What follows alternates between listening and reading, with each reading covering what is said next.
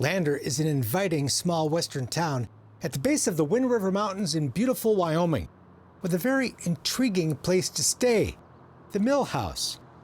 I hear stories. There's so many people still here that remember coming to the mill because back in the day, the mill was the town meeting space. Like everybody ended up at the mill at some point and everybody hung out at the mill. So everybody has stories about the mill.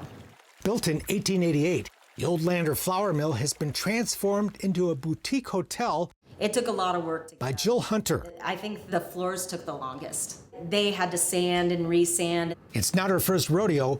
Over the years, Jill has started, run, and sold several Lander businesses, an ice cream shop, a burger and pizza joint, and finally, a restaurant and bar. Starting out as a single mom with a 2-year-old daughter. She was scooping ice cream. Now she cleans rooms. She's got good work ethic. She's helped out quite a bit. She earns her keep. She does. She's got an expensive horse. Her last restaurant was right across the street from the mill. On days where I was getting over long shifts, I just look across the street and daydream. I just love the building. And it needed a lot of work. But Jill had a good reputation with the contractors who'd worked on her other businesses. Everyone was excited to be part of this unique project. It's amazing. Some of this stuff that I have here is from contractors coming in and saying, hey, I found this and I thought it looked really good in here. And so a lot of the stuff in here was an effort by many different people that brought things in that thought that it would fit in well with what I was doing. There's lots of cool touches. I have a friend who actually takes down old barns. And so I basically bought all the barn wood that he had for the ceilings. The original brick, an old graveyard fence, and a grain rake on the wall that was found in the basement. Plus, the wooden window sills. That piece a horse cribbed on, so it kind of gives it character.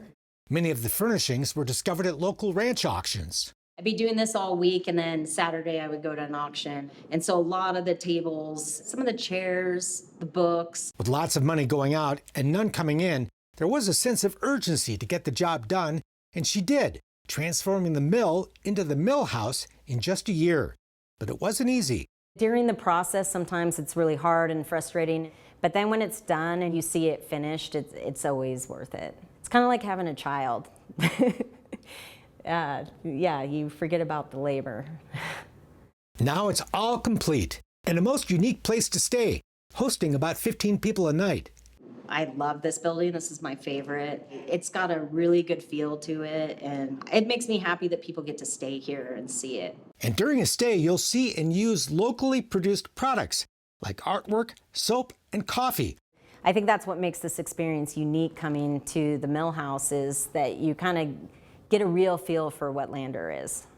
Among the art displayed in the Mill House is the sculpture of Richard Greaves, who has a very unique home of his own. You'll meet him when Today's Wild West continues.